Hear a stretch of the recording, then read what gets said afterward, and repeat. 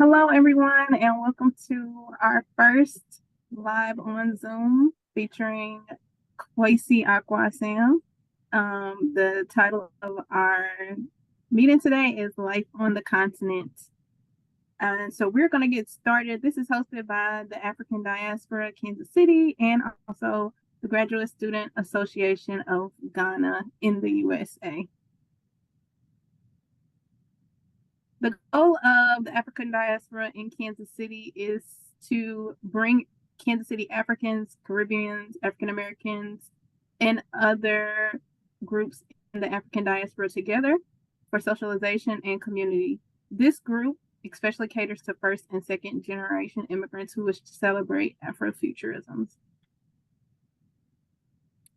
I'm going to read a land acknowledgement for where we're meeting. Many of us are meeting on the homelands of Native American peoples at the juncture of the Missouri and Kansas rivers. In recent years, these nations have included the Missouri, Ottawa, Kansas, Osage, Shawnee, and Delaware. Our speaker is on the ancestral homelands of the Piscataway people. We pay respects to all the indigenous people, past, present, and future, for their continuing presence in the land and throughout the Native American diaspora. They were forcibly removed from their homelands, and we acknowledge the history of violence and daily oppression indigenous populations face. We are in solidarity with the ancestors, descendants, youth, and elders as they seek justice. Further, we respectfully acknowledge the enslaved people who built this country through exploited labor. The United States is explicitly in debt and the labor of many Black and Brown people that continue to work in the shadows. To their labor and the labor of many Black and Brown people that continue to work in the shadows for our collective benefit. We also acknowledge our many countries on the continent of Africa that have lost so much from slave trades, colonization, and further exploitation of Black people worldwide. We acknowledge a hope and bright future for the continent of Africa and her children. And today's sponsors are the African Diaspora Kansas City and the Graduate Student Association of Ghana, United States of America. And I'm sure Kwesi may talk more about that in a second. I do want to introduce our speaker, my brother Kwesi Acquah Sam. Kwesi is the current president of the Graduate Student Association of Ghana, United States of America. He's a third-year doctoral student at the University of Marist College Park. Doctoral candidate. He's past comps now. And Kwesi is a counseling psychologist with 10 years of experience in African University Student Affairs and Higher Education. Kwesi served as the head of student affairs for the Association of African Universities, the apex of higher education body for all African universities. Kwesi considers himself a human growth and development practitioner with a keen interest for teaching, writing, speaking, counseling, coaching, mentoring, leadership, designing, and implementing capacity development programs and projects for all categories of people. So without further ado, I am going to give it over to our speaker for today, Mr. Future Dr. Kwesi Acquah Sam. Thank you so much, Future Dr. Daitu. I really appreciate this opportunity to share a thought on this beautiful topic. And I also say a big shout out to our brothers and sisters in KC. It's awesome that as people of African descent, we all come together to talk about what is much more important to us as Africans and what it takes for us to build that African unity and still advance Pan-Africanism, just as our forefathers and ancestors have fought till today. So I really appreciate that we've got an opportunity to talk about what is important to us and what it takes for us to get to where we want to be. So I thank you all for giving me the opportunity to be the first speaker. Being the first at everything is beautiful and also much more uncertain, but I believe that what we are going to discuss today will bring us together, will give us opportunity to talk about our lived experiences, share our power, and what it takes for us to embrace our cultural identity and who we are. So just a little bit of introduction. Dr. Daitu has done it all. So a little bit of GRASAC. GRASAC is the Graduate Student Association in the United States, basically for Ghanaian students. And so it is all Ghanaian students who are in grad school in the US. We come together to make sure that we create a platform where we're able to build on our cultural identity, create that brotherhood and sisterhood, and that formidable platform for everybody to thrive. So that is basically who we are as a graduate association in the United States. So every time I get the opportunity, I try to explain my first name, and I love it so much. So in my culture, Kwesi is a male child born on a Sunday. So I was born on a Sunday some many years ago. Yeah, so depending on the day you are born in my culture, I'm a Ghanaian and I belong to the Akan tribe. Basically, I'm a Fanti. And so any child born on any specific day has a name. My father did a good job.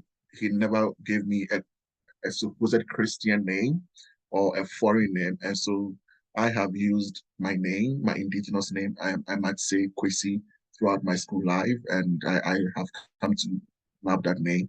I am a Pan-Africanist, and what I do all the time is I'll get excited when I get the opportunity to talk about who we are as Africans and what we need to do and how to embrace our cultural identity as Africans. So I consider myself as a Pan-African. I do African wherever I go. I'm a counselor side, and my entire professional life has been within higher education counseling and implementing educational policies across the African continent until I decided to come to school for a PhD. So I'm from Ghana, and when you look at the map just on your screen, there's a little dot on the African continent. That is where we are, and we call ourselves the gateway to Africa because we always create that pathway for connecting our African diaspora brothers and sisters. So that is a little bit of my cultural heritage and who I am. Great. So we will be talking about life on the continent, and this is a very broad topic. And within the limited space that we have, I just brought together a few things that would help us set the pace for our discussion this evening. And these are facts that we all know, but I'm just bringing it back to us to really understand the power and understand the resources that we have as Africans and how to leverage on these resources to advance our progress as Africans. So Africa, as we all know, is the second largest continent in the world. And just as today, when I check the statistics in terms of population, we are 1.4 billion. I think it's 1.46 billion inhabitants. So that is the population of the African continent. And it is also 18% of the world's population. That is interesting. When it comes to urban population, African continent, I think we have 44% of the continent being urban. And what is so interesting again is that 18 years or 18.8 years is the median age, meaning that 60% of the population of the continent Africa is under 25. And that has both a positive and a negative connotation. And so how do we leverage on the youthful population of the continent to advance our progress? And how are the global north or institutions in the West capitalizing on this, either for their gains or for the gains of the African continent? And I think that is one of the most important things that I always do and work on. How do we build the capacity of the young people on the African continent? And because it is projected that by 2050, the African continent is going to increase by population and is going to be youthful by 1 billion. So African continent will have 1 billion young people in the world by 2050. And that is extremely amazing.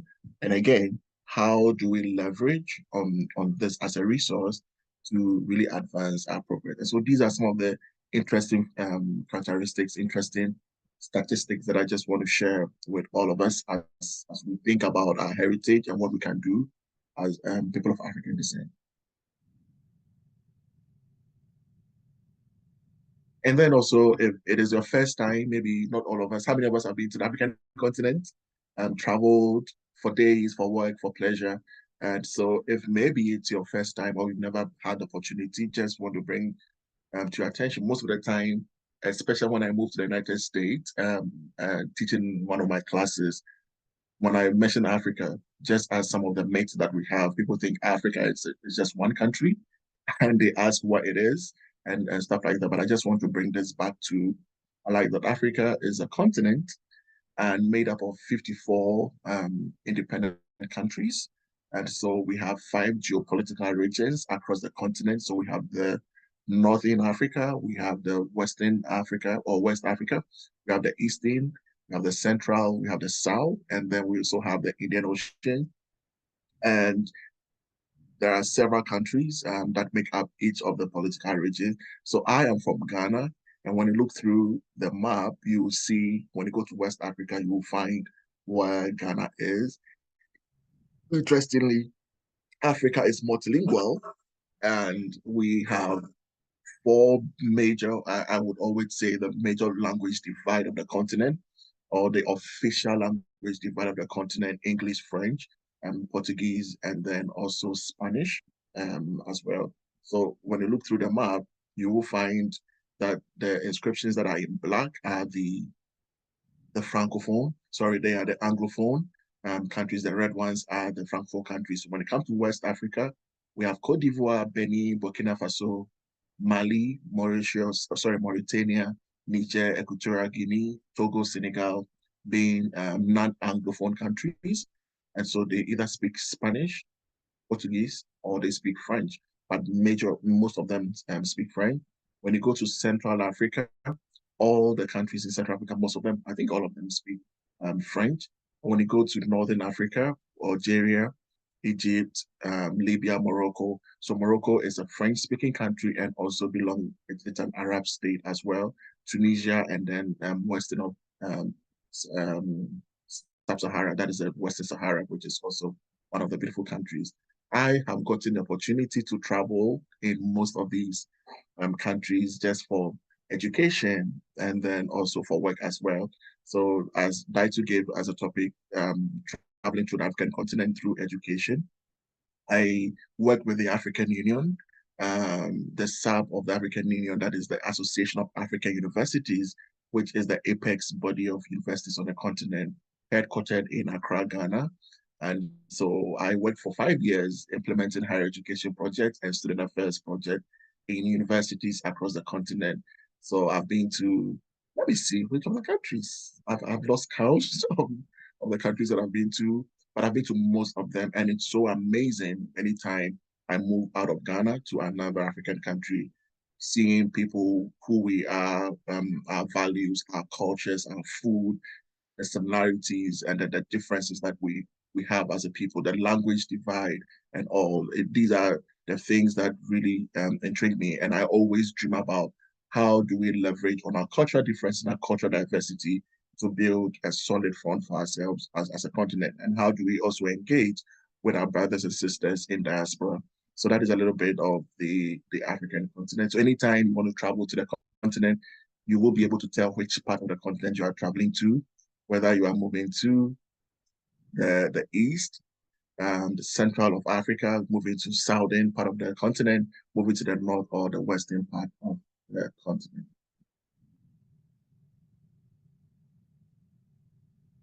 All right. So anytime we talk about the African continent, we always talk about, oh, it is the home of mineral resources. Yes, it is. And so Africa has almost all, and I just want to be careful using almost all. It has one, it's a continent that has most of the world's mineral resources. So talk about petroleum. I do not have the statistics, but how much of mineral resources will contribute to the global economy. But Africa has, you just name it, and that is how come all the time there's a lot of tussle and political instability in some part of the continent because we have global and not countries in global not really fighting over some of the resources that we have. And so despite the resources that we have, how are we transforming or how are we making sure that these are very much evident in our development and speaks to our development. So we have the gold, the bauxite, we have the petroleum, we have the uranium, we have the cobalt, we have everything. But when it comes to statistics, we already know. And one of the things I try not to do is to project the deficit image of the continent. But when you go through literature, when you go through news, and when you go through items every day, you will see the projection and write-ups of people that despite the fact that Africa is the home of the world's natural resources, yet it is also one of the poorest continent, or the continent with the most poorest people. And the joy and what I always seek out to do every day is how do we change that narrative? How do we capitalize on the resources that we have? How do we transform and develop on these natural resources for the gains of the African continent? And as a young scholar, one of the things I look out for is seeing the narrative and how do we do it right. And so I felt these are the resources we have. When you talk about the entire global blackness, when you talk about the African diaspora, especially referring to the African continent, this is who we are, this is what we have. How do we leverage on these resources to build the African continent and to build our image and identity as Africans? And so it's interesting to just, when you look through the screen, everything that you need is on a continent. But the question is, how do we leverage on these resources to advance the development of the African continent?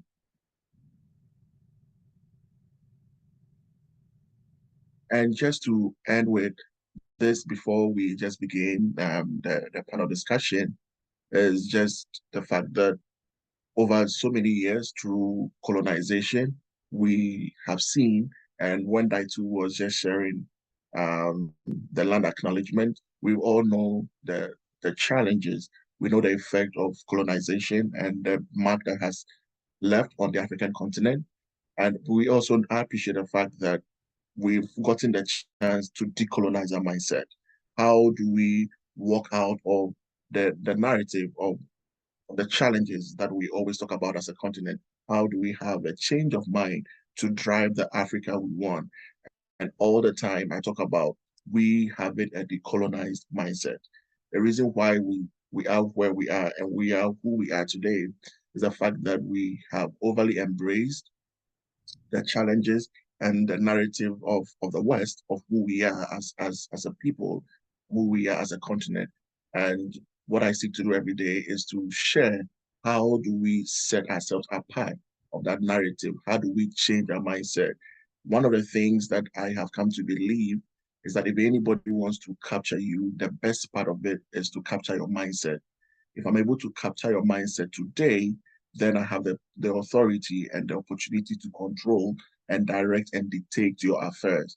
But if I walk out of and have a change of mindset, embrace my Africanness and my heritage, know who I am, I think it is the starting point of changing the narratives and embracing the positive attribute of who we are as Africans. When you walk through the African continent, you will really understand what I'm talking about, to the extent that we do not embrace anything that we have. If it is not of the West, we think it is not of quality. And so we've seen the effect of white supremacy and whiteness, right? Even showing up in our identity and the very things we believe in. If anything is not or doesn't have a touch of whiteness, we tend to think that it is not good enough.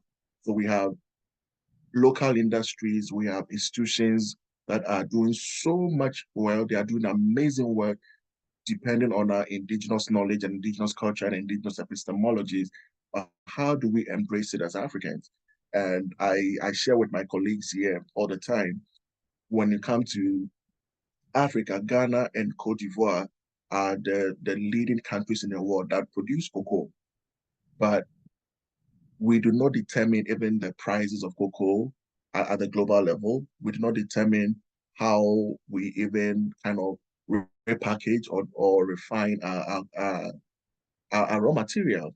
And so all the time when I put cocoa or when I put chocolate from Ghana and then chocolate maybe from Switzerland, people are tempted, even in my own country, people are tempted to go for the Swiss chocolate because they think it is of good quality, it is better, it tastes nicer than the local factory in Ghana that produces chocolate.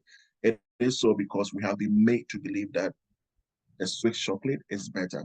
So when I travel out and then buy chocolate and it is not of anything from the outside world, people do not really embrace it and appreciate it as a better gift.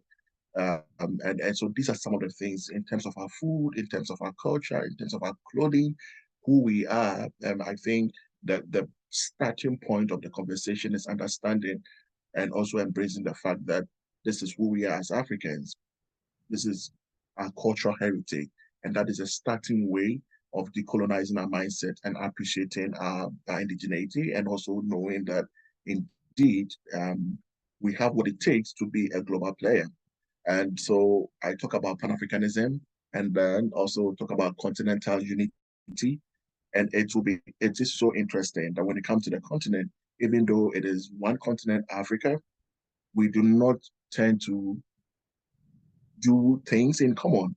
So, for example, it is so difficult for me to move, and as I indicated early on, move from one country to the other. So, for example, I cannot freely move from Ghana to South Africa without barriers, right? You always would have to go through visas. You have to go through a lot of checks, which sometimes is very difficult. It's one continent. I should be able to move to South Africa freely without any hassle. I should be able to move from Ghana to Egypt to Morocco to any part of the continent without any barriers. Most of the time, it is so easier for people from the West, right? And so, if you're a white person and you want to come to Africa, most African countries will just give you visa on arrival. Just take a plane ticket, just board a plane and then land at the airport, and you are just given a visa on arrival.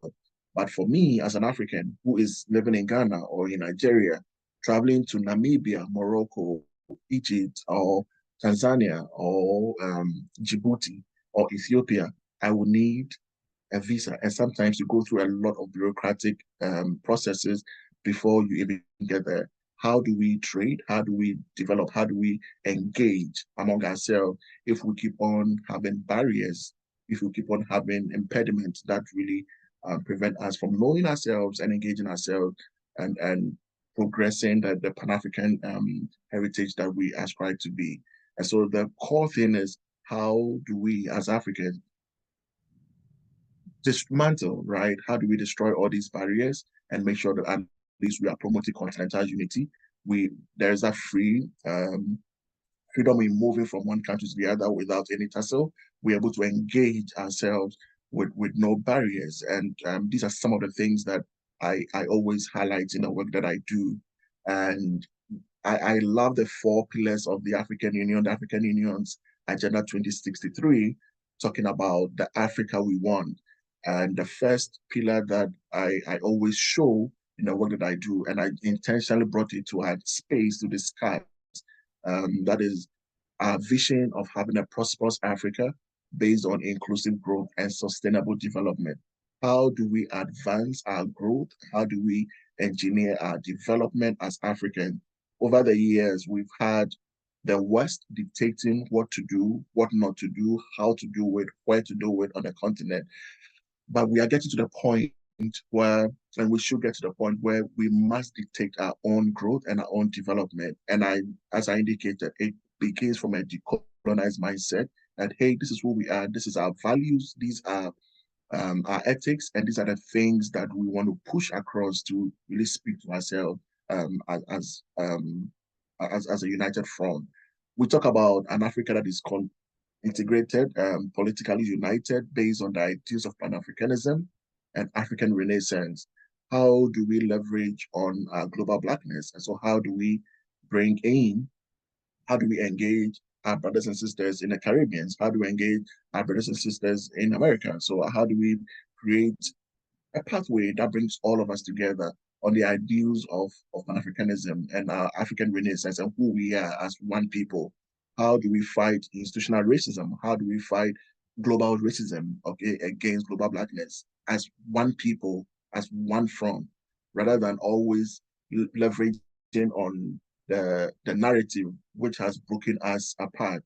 And so today we do not see eye to eye, even in practice, right? It's so difficult for us as Africans to see eye to eye, and I mean Africans who were born, raised, and live on the continent see eye to eye with our brothers and sisters from the diaspora. How do we break those barriers and create a common pathway to know that we are of one heritage?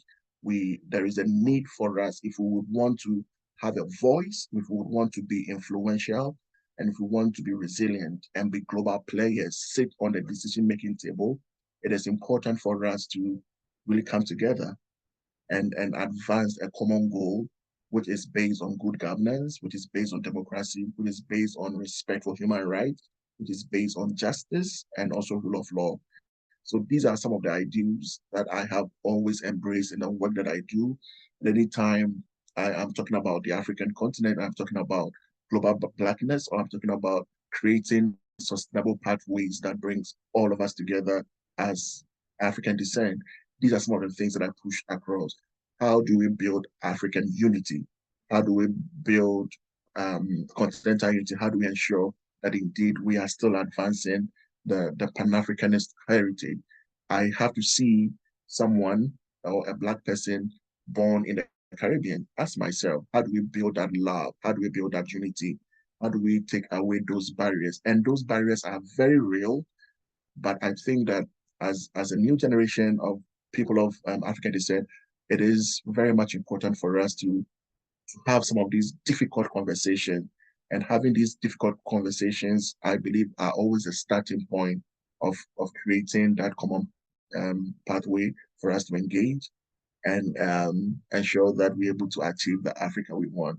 So these are some of the few highlights that I just want to bring to our attention, talking about life on the continent. I know that I too would have much more practical questions that we'll talk about as we move into the next session.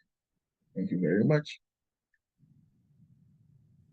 Thank you, Kwesi. That was great. That was so much more than I was expecting. And so I thank you for your expertise and sharing with us. So now we're going to do a little Q&A. We are going to talk about a few questions just before we move into the audience Q&A. We might not hit all of these just because I want to make sure we stay within the time, but what has been your favorite experience traveling on the continent of Africa? I think my favorite experience will be the culture. So born and raised in Ghana, traveling throughout the African continent and knowing how related we are and also how diverse we are as a people, it's always amazing. The diverse languages and also the beautiful cultures. So for example, anytime I move to let's say North Africa, it's so much intriguing to understand their cultural background, to understand their cultural heritage, to understand the diversity of who they are, right? And the very things that are on the continent. So language, food, going to their their museums, and also being able to integrate so freely, right? It's one thing that always boosts my spirit, right? When I came to the United States, I felt a bit lonely from the beginning, right? But anytime I travel to other continent, I feel like this is home. So the reception, the culture, it's something that is always interesting, and always you have the opportunity to learn something new, and so that connection is always the favorite thing, and I'm always eager to move from one point to the other to understand the fullness of the African continent. That's wonderful. And so like now I want to shift a little bit from travel to like you've been in the US and you've been all across Africa. So what do you think can be done to develop better relationships with Native Africans from the continent? And I know that's probably hard to, define, but and children of the diaspora, so Black Americans, Black Caribbeans, the Afro-Latinx community, like Europeans. I think the simplest answer I can give to this is just working on the stereotypes, and then the biases and the things that the narrative that we have been told. And these narratives are the things that really prevent us from getting to know one another. And if I just want to be very specific, I mean, even here in the United States, we all have perceptions among of one another. These are the Native Africans. This is who they are. They do not embrace us. There are a lot of stereotypic narratives that we need to kind of face head on and then have that conversation that it's been so difficult for us to have. Anytime I engage my African American brothers and sisters, people from the Caribbean, we are all talking about the same thing, but then we also have some kind of limitation because of what we've been told. So, for example, there are a lot of, and I just don't want to go into specifics, but what will be very much important to us at this level is to really know that we are of one people. It is really important for us to embrace our cultural and our African heritage. I mean, we are Africans, whether we were born on the continent or outside the continent. It is important that we know our cultural heritage, we know who we are and where we are from. If we understand that narrative, I think that is the starting point of creating a pathway, like I indicated earlier on, that brings healing, that brings love, and that brings joy of our African identity. But most of the time, these things are very kind of missing. We have treaded on the path of deficit narrative among ourselves, which has created a little bit of a gap. So I was talking to some of my friends. Let's go to Africa, and they will always raise some stereotypic narrative. But when they get there, they get so happy, and they feel at home, and they have positive narrative moving forward. So I think that we should come out of our shells, have those difficult conversations, which has kind of transpired through our colonial history, slavery, and all of that. We need to talk about this. We need some sort of healing. And I just will give you a very good example. In Ghana, I used to take African Americans and also Caribbeans who visit Ghana to the castle.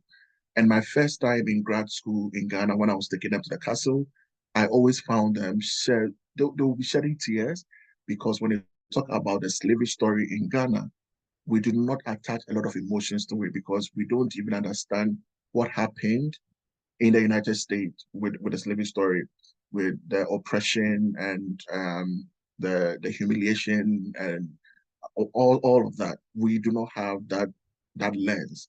And so when they were shedding tears, I never understood it. I better understood when I go to the United States.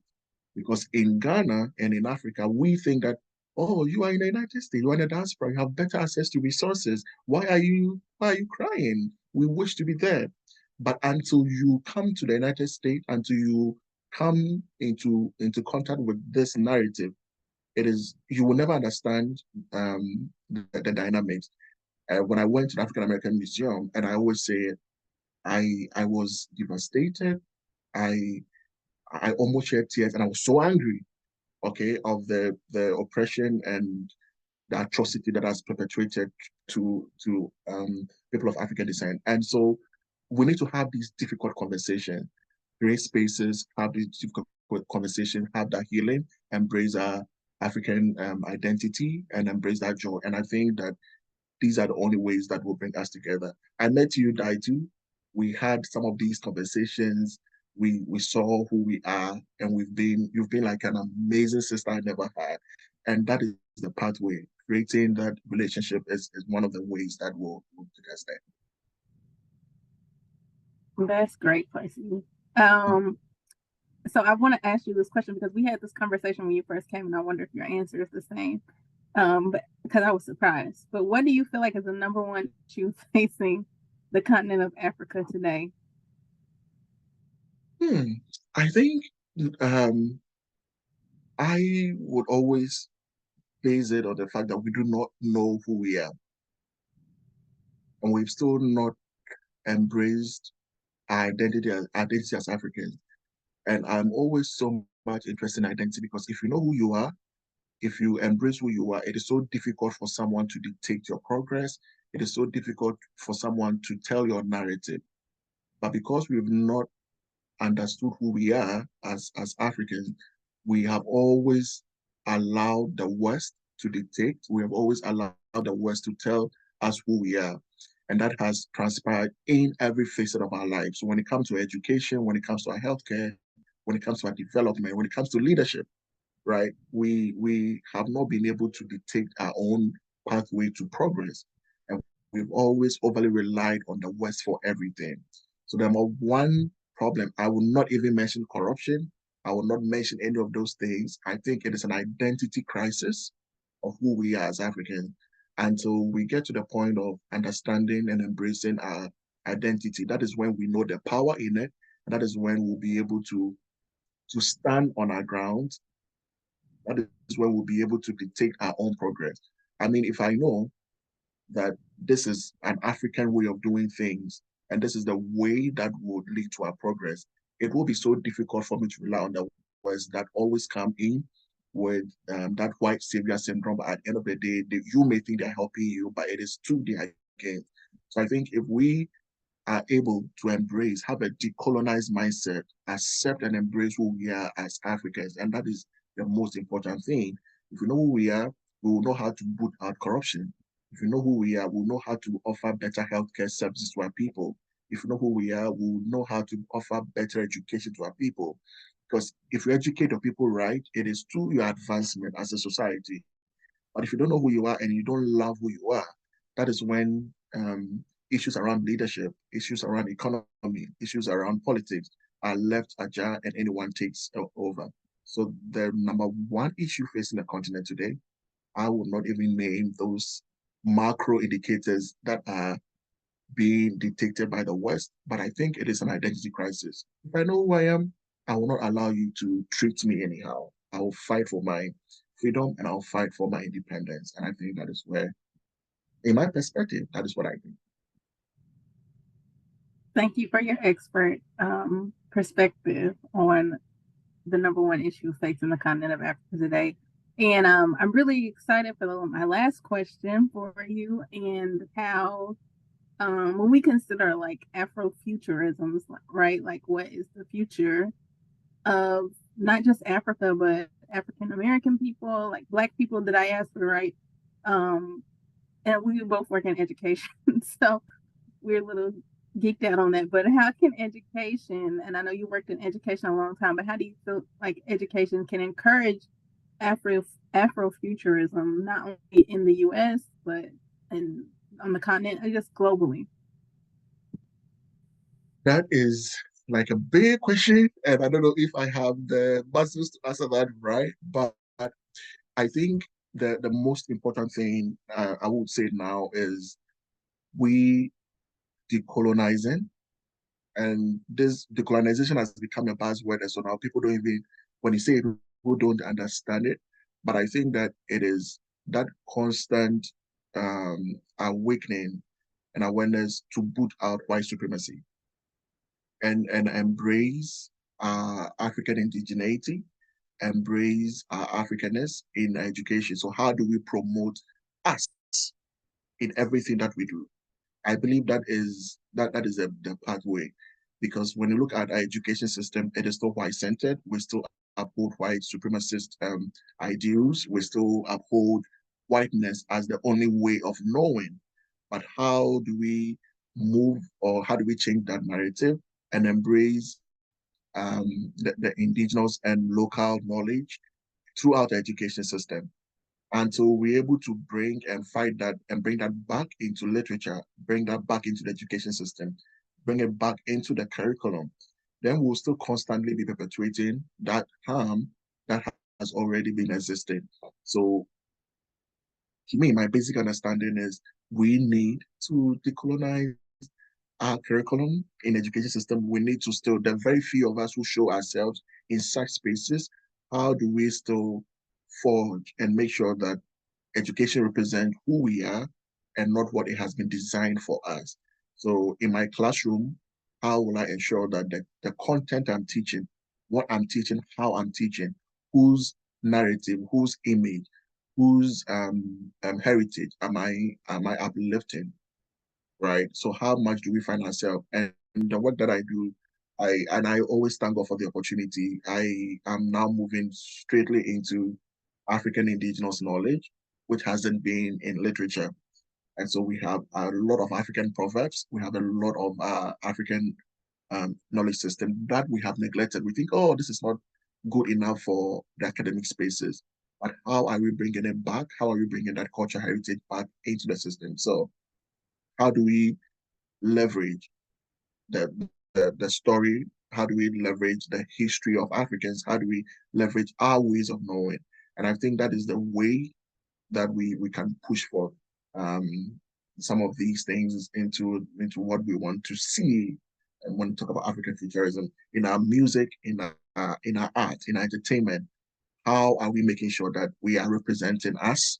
And when I mean us as Africans, globally, how are we making sure that our knowledge is being honored, our lived experiences are being honored, and how do we still disrupt the whiteness, okay, in our curriculum, in the education system, and all that we do. So I think that is the level that I will put it. I always want to go to the micro level because I believe that is where you'll be able to make much more impact until you get to the top, where you'll be able to make the big decisions. But if those of us on this platform at our level, we are able to really cause that shift, the cultural shift, I think that is the pathway for us leveraging on our indigenous knowledge, making sure that we are creating spaces for ourselves, honoring our experiences, honoring our cultural heritage, seeing ourselves as one people, and also embracing our diversity even within the Black community is a great thing and a great step forward. Amazing. Thank you so much, Kwesi. I am going to open it up to any of our guests who might have questions or thoughts or comments. You can put it in the chat or you can just unmute and ask your question.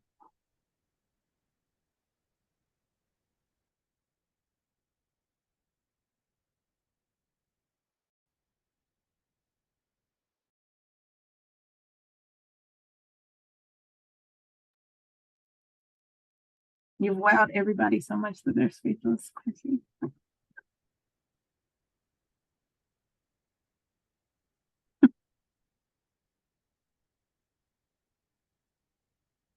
It could also be contributions because these topics are very, very broad and deep. Yes. So any thought that we have, I think that would be great. This platform is for us to talk about ourselves.